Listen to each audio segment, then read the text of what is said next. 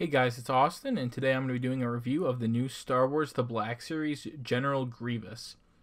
So this figure is actually a fan channel exclusive, I believe is what they're calling it, so you can get it at a lot of online retailers. But personally myself, and I know in the US you can do this as well, I got mine at EB Games, US would be GameStop.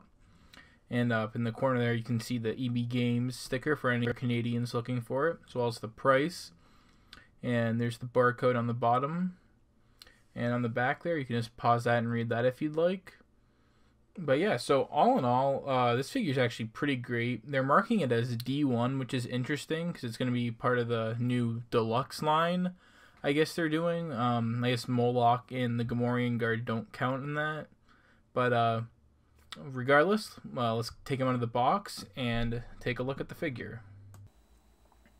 So here's a look at Grievous out of the box, and as you can see, I've got his cape kind of tapered in there around his neck. Personally, easiest way I found doing that was just using the plug end of one of the lightsaber blades, and just kind of tucking it in around his collar there. That worked out pretty well, because otherwise, if you have it, it looks pretty bulky, doesn't look the greatest. Because I remember when the first reveal photos came out of him, I believe it was at Comic-Con, I want to say, they didn't look the great. Like, the figure itself looked pretty good, but the cape kind of looked awkward. But doing that, it actually looks pretty good, and it's not as bulky as it appeared to be before. So speaking of the cape, that's the first thing we're going to go over. That way I can just take it off and then talk about the rest of the articulation. You can see the rest of the detail on the figure. So the cape itself is pretty big, because that figure is by far one of the biggest Black Series figures that they've made, or tallest. So one of the reasons that the cape is actually so bulky as well is it's got two pieces of fabric stitched together, and it just goes all the way around there. I'm not sure if this is the just like mine, or they're all like this, but it's not stitched at the bottom. Honestly, not really a problem though. It all just falls down at the bottom, so you can't really see that anyways.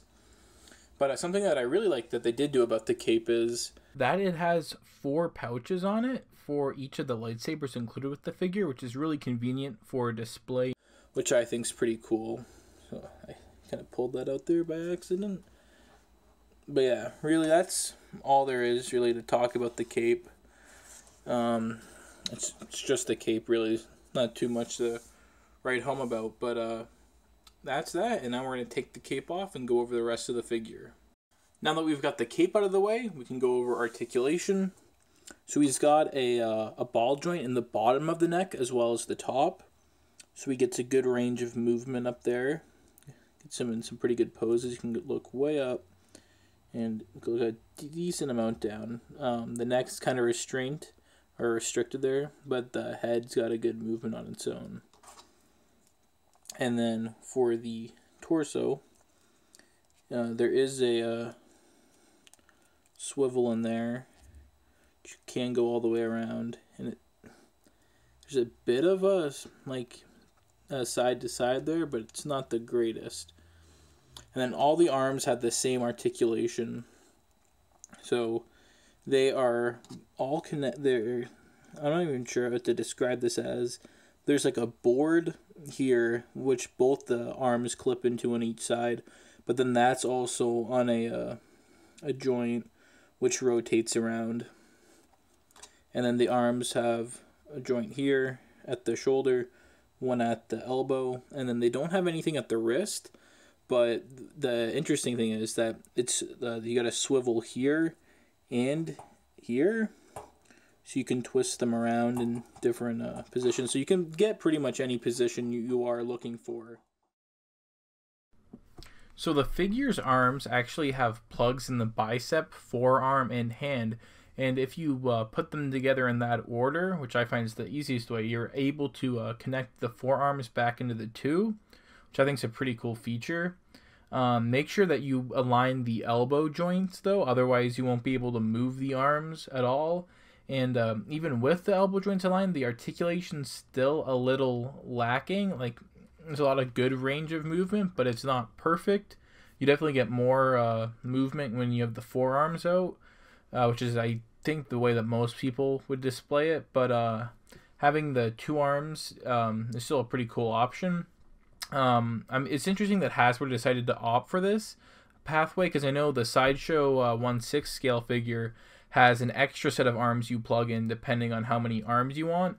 Same with the Bandai model kit of this same size. So I think it's interesting that Hasbro decided to go down this path. Moving on to the legs, he has a ball joint on each side here at the thigh and waist. And then he's got a double jointed knees, which get a great range of movement. And then down in the feet, you got a joint here at the ankle.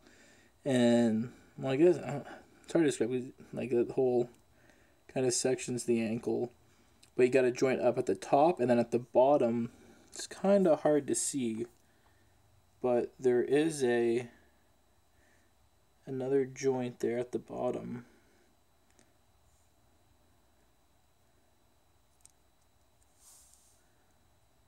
Kind of see that, so that's got a bit of forward and back. And now the only negative about that is that, like, Grievous doesn't have any side to side, so he can be a little hard to pose at times.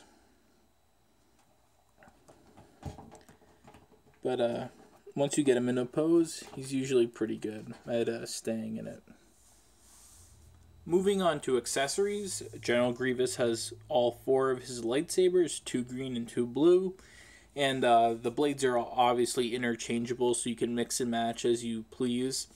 The one little gripe I do have is that 2 of the blades are a little, not the blades, just the hilts are a little hard to keep in his hands. 2 of them are good, but 2 of them are a little loose.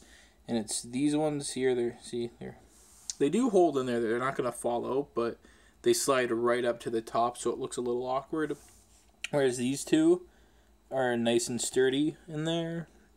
And I'm not worried about any of them falling out or anything, but it's just a little annoying thing. So it looks kind of awkward because he's holding them way at the top of the saber.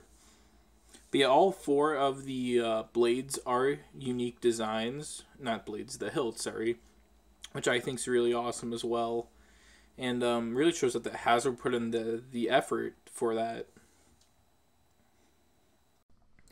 And for the final accessory, you get his signature blaster pistol, which is a new mold. And it's in a nice gunmetal color, which looks really nice. And I believe there's a bit of silver dry brushing to it, which helps bring out a lot of the details. And of course, you can place it in any of his forearms. And you can also, obviously, put it in his hands when they're closed down into the 2. It's a little trickier to do it that way, but it can be done. And for a quick size comparison, here he is with the Captain Rex Black Series figure. So at the end of the day, despite the few little flaws that I pointed out, I really love this figure. There's a lot of detail sculpted in all around. The armor on him, it's like little indents, and then just looks like cracks and stuff. The photoreal deco on the eyes looks incredible. And just overall, like all the accessories, like all 4 unique lightsabers, the blaster, everything they included really amps up the figure. Now, while I don't have the Bandai model kit to compare it to, I have seen some comparisons. I believe it's a bit taller, but once again, that's something you have to build on your own. You gotta paint it all, and I know, at least at this point in Canada, it's, I think, like twice as much to, like, in terms of cost to try and get a hold of it, whereas this is only 40 Canadian dollars, which honestly I was more than happy paying that. I honestly expected it to cost a bit more, whereas like Moloch was $40 as well, and I was a little hesitant but I still paid that much. But he doesn't have a lot of posability. He's a bit, it was worth it, I feel. He's a big chunk of plastic, but he doesn't have the articulation that Grievous has, which allows you to get him into a lot of great poses. But overall, I'd really recommend getting this figure if you guys are able to find it anywhere. I know it's showing up at GameStops in the US. It's at I know it's in stores in the UK, I believe. I don't know which store, but I've seen online that it is showing up there. Still in a lot of EB Games is in Canada, and then there's tons of online retailers you can order it from. But yeah, so I like to thank everyone for watching, and stay tuned for more videos. Thanks.